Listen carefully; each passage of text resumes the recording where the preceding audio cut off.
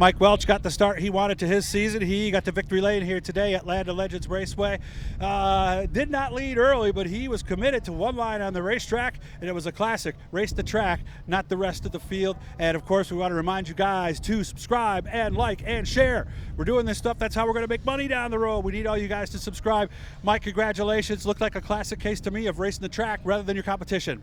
Well, thanks on that, Doug. But it was, you had to race, definitely had to race the track, and you had to save your tires, and that's what I did. And there was some brown on the bottom, and everybody knows I'm always told to get off the bottom by my crew guys. Oh, right. But today was the day to be on the bottom. Yeah, because early on, you were on the bottom. I think you were third in the first few laps, right? Correct.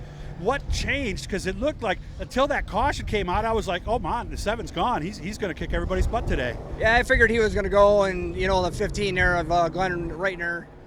So then they had the caution there would put those two up in front of me and me in third, and we went into one, and I didn't have any brakes. Oh. The pedal went right to the floor, so then I'm thinking, well, we'll see what happens. Maybe a couple laps I was pulling the infield, and then I passed them guys, and I'm thinking, well, you don't need brakes when you're up front.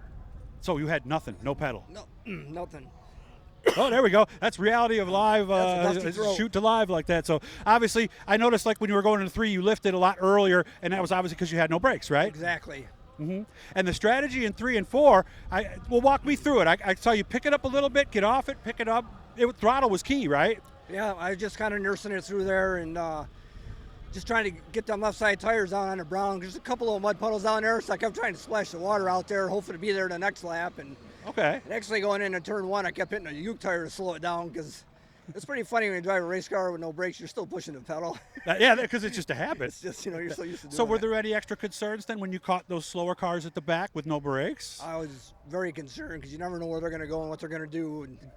And then that kind of track, you're slip sliding around, so it's always good to have brakes at that point. And the thing is, you had a pretty good lead, but you didn't know that. I didn't know, and I looked at the leaderboard there a couple of times just to see where Josh and Glenn and Mark was, and I see Mark was second, and I'm like, I got to get going here, and knowing that I can't because I don't have any brakes, and that I don't want to take a chance of looping it, so. And I would think also, Mark tends to be a bottom feeder guy like you too, so you're thinking, boy, if he's on the bottom and I'm on the bottom, he has brakes and I don't, he's going to get me. Yeah, I figured he'd shove his nose in there at some point. If there was a half an inch, Mark would go for it, and that's racing, Mm-hmm. Were you protecting a little bit on the exit of 4? Because I noticed you were almost about as low as you could go. I was, but right there, there's a Uke tire right there in the bottom, and there was a lot of bite right there, so the car would kind of lunge from there a little bit. So I was just hoping that it was pulling, like a half a car length a lap, and apparently it did. Well, congratulations. Back on Tuesday?